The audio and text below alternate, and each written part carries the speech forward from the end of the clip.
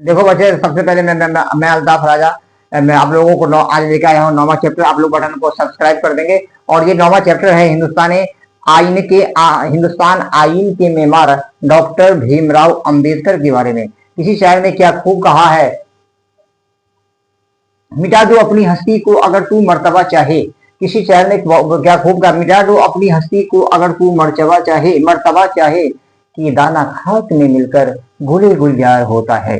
उसी तरह ये डॉक्टर भीमराव अंबेडकर जो हमारे संविधान के निर्माता हैं और जनक है, मेमार हैं। तो हिंदुस्तान के अक्सर समाज में कुछ लोग पसमानदा तबके के माने जाते थे, यानी ये छोटे कबीला से, छोटे समुदाय से जुड़े हुए थे। सैकड़ों वर्षों से समाज में ना कोई उनकी फिक्र करता और ना उनसे प्यार, यानी ये वंचित लोग हैं, इससे ना कोई प्यार करते थे ना इसके बारे में सोचते थे। ये शख्सियत, ये पर्सनालिटी थी डॉक्टर भीमराव अंबेडकर जी।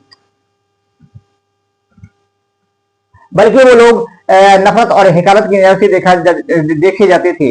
जो लोग लंबे ऊंचे ओहदे पर पहुंच चुके हैं, ये लोग भी इसे हीन दृष्टि से, हीन भावना से, और उन लोगों का ये सोच होता था जो ऊंचे मकाम, ऊंचे प्याम और ऊंचे मेमार पर पहुंच गए हैं, कि जो निचले तबके से दबे कुचले लोग हैं, मैले कुचले लोग हैं, ये आगे नहीं बढ़ पाए, ताकि हमारी जो है हम ही ऊंचाई के मेमार को छुए रहे और ये हमारे जो है चमचागिरी और हम लोगों के पीछे और हमारे बात को मानते रहे। ये बड़े लोग जो ऊंचे तबके के लोग थे, उनका सोच था। लेकिन इस सोच से अलग हटते हुए डॉक्टर भीमराव अंबेडकर ने संविधान का निर्माण किया।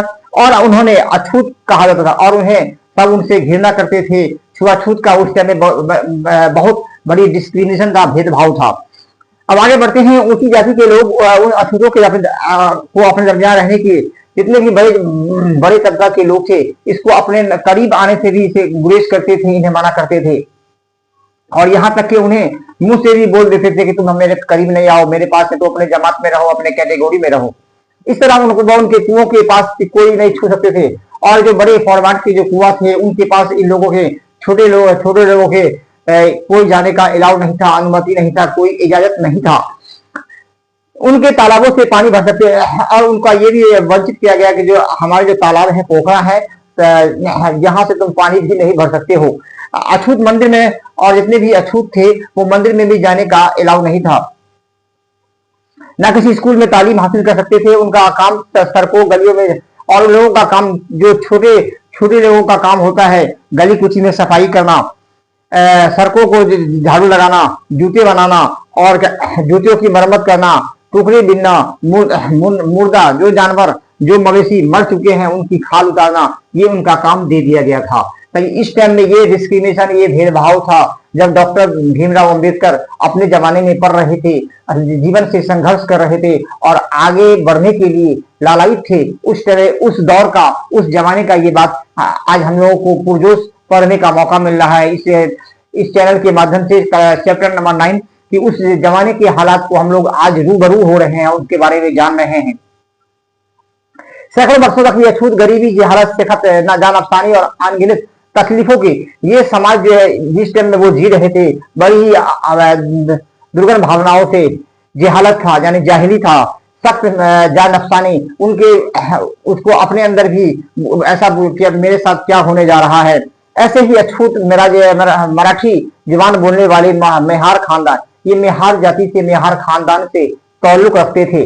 और डॉक्टर भीम बाद में चल के लोग, दुनिया इन्हें डॉक्टर भीमराव अंबेडकर के नाम से जाना। और सबसे पहले बात करते इसकी सवाने हयात, ये शुरुआती जीवन कहाँ बिताए और कैसे पढ़ाई लिखाई किए, अपने तालीम याफ्ता कैसे हुए, इन पर आज 9वां चैप्टर में हम लोग चर्चा करने जा रहे हैं।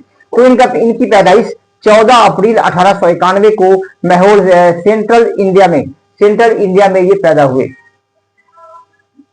उनके वालिद का नाम रामजी मालूजी सकपाल, ये इसके पिताजी जो इसको वालिद थे, इसका नाम मालूजी सकपाल था और वालदा यानी माता का नाम भीम बाई था। वो अपने वालिदैन की चौधरी और सबसे छोटी, ये अपने जिसका जनरेशन था उसमें ये सबसे छोटी औलाद था। सब लोग प्यार से इन्हें भीमा, बचपन में ही लोग इन्हें, जितने भी इसके घर के करीबी लोग थे और घर के लोग थे, भीमा भीमा कहकर दुलार से, प्यार से बुलाते थे। उन्होंने भीमराव के नाम से भी अपनी तालीम मुकम्मल की और इन्होंने अपनी तालीम को मुकम्मल किया। इसी पर किसी शायर ने कहा है, इज्जत उसे मिली जो अपने वतन से चला गया। इज्जत उसे मिली जो अपने वतन से चला गया। अपने दादा मानो जी की तरह उनके वालिद राम जी सकपाल और इसके जो दादा थे राम जी सकपाल और बाजानी सरकार की फौज में, और ये सरकारी फौज में काम करने लगे, यानी देश की सेवा करने लगे। इन दिनों बरतानिया सरकार में फौज में काम करने वालों, उस समय जो बरतानिया की जो सरकार थी फौज में काम करने वालों के लिए लाजमी करार दिया था। सरकार ने उन नौजवानों की, और नौजवानों उस समय जो हमारे नौजवान थे, हमारे नवयुवक, यही नौजवान, हम भारत जो है नौजवानों का देश है, यानी ये नौजवान है, बच्चे जो है हमारे भावी कर्णधीर है। तो ये सरकार उन नौजवानों और औरतों और बच्चों की तालीम के लिए स्कूल चलाती थी, स्कूल भी खोलते थे।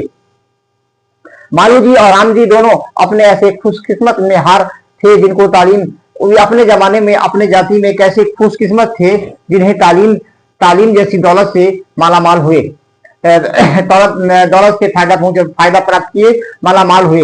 भीमराव की उम्र अभी 2 बरस, अभी ये शुरुआती जिन्हें बचपने का दौर था, इसकी उम्र 2 बरस ही थे कि उनके वालिद फौज की मुलाजमत से, यानी उसके पिताजी, उसके जो वालिद जो थे फौज की नौकरी को छोड़ दिए। 14 बरस तक राम जी फौजी स्कूल में और उसके बाद फौजी स्कूल में ये हेडमास्टर थे। सबकदोशी के वक्त उनका ओहदा दूसरी, उसके बाद जब उसके नौकरी को छोड़ने वाले थे तो ये सूबेदार यानी फौज के हेड नौकरी छोड़ने से पहले ये फौज के हेड बना दिए गए। ये खानदान सेंट्रल इंडिया को छोड़कर कोंकण इलाका में दापोई मकाम पर जा बसा। ये अपने क्षेत्र को छोड़कर दापोई एक जगह है, वहां जाके ये पहुंच गए। यही 5 साल की उम्र में उम्मीद करके स्कूल में और उन्होंने अपने स्कूल में नाम लिखाया, दाखिला कराया। जल्द ही उनके वालिद राम जी को सितार में और उस ऐसी खुशखबरी से कि वालिद को भी नौकरी मिल गया। इस तरह ये खानदान सितारा चला गया। यहाँ भी भीमराव राम का भी छावनी में गवर्नमेंट हाई स्कूल, और इन्होंने वहां जाने के बाद अपना दाखिला हाई स्कूल में करा लिया, जहां से ऊंची तालीम बच्चों को मिलता है। इस ऊंची तालीम के लिए वो हाई स्कूल में नाम लिखा लिया, एडमिशन और दाखिला करा लिया। जब भीमराव 6 साल के ही थे तो उनकी माँ भीजाबाई का 6 साल की उम्र में, यानी बिल्कुल खेलने कूदने की उम्र में ही ये वालदा भी इस दुनिया से फानी दुनिया से चले गए। चुनांचे राम जी को बहन ने उन्हें, और उसके बाद इसके बहन ने खानदान की और उसकी बहन आके इसके खानदान की पूरी तरह से पूरी तवज्जो से, पूरी जिम्मेदारी के साथ देखभाल करने लगे। उसका हम बात करते हैं भीमराव को अब उस कड़वी सच्चाई का, और भीमराव को भी अपने जीवन से उठे एज को बिताने के बाद एहसास होने लगा कि पैदाइशी तौर पर अछूत हैं, कि हम तो पैदाइश में मुझे लोग भेदभाव करते हैं, डिस्क्रिमिनेशन करते हैं, अछूत मानते हैं, लेकिन आगे चलकर ऐसे वाकयात उनकी जिंदगी में और जब ये बड़े हो गए, जब इसके होशमंदी आ गई, तो ये सोचे कि ऐसा आखिर हमारे हिंदुस्तान में ऐसा क्यों होता है, भेदभाव, छुआछूत का ऐसा भेदभाव क्यों होता है, और अपने मजहबों से नफरत होने लगी। तो उन्हें अपने जिस घर में वो पैदा हुए तो उससे नफरत होने लगी, घृणा होने लगी।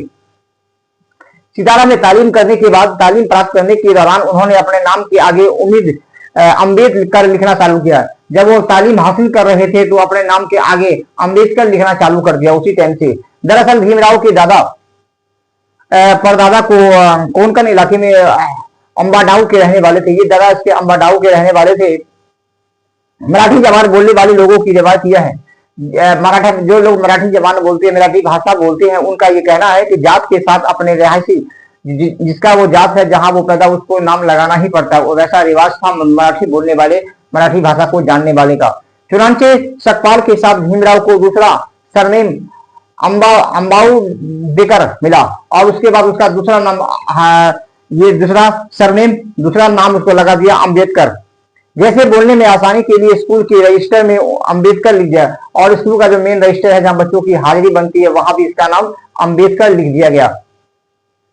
उसके बाद जैसे जैसे ये आगे बढ़ते गए, इनका अकल बढ़ता गया, वैसे वैसे हिंदुस्तान के बारे में, छुआछूत के बारे में अपने सोच को आगे बढ़ाते चले गए। ऐसा हम लोगों के जब बचपन में पढ़ रहे थे, भेदभाव क्यों होता है, सबको समान दृष्टि से क्यों नहीं देखा जाता है, इस पर वो जैसे ही होश संभाले और पढ़ाई को आगे बढ़ाया, इस पर भी वो सोचने विचारने लगे। तालीम के मामले में शुरू में ही तो भीमराव संजीदा नहीं थे। शुरू में ये संजीदा मतलब गंभीर, शुरू में ही भीमराव पढ़ाई के प्रति पढ़ाई के प्रति जुनून नहीं था, गंभीर नहीं थे। लेकिन आगे चलकर उन्होंने जब तालीम की अहमियत, जब उन्हें पढ़ाई के बारे में मालूम हो गया कि तालीम एक अच्छी चीज है,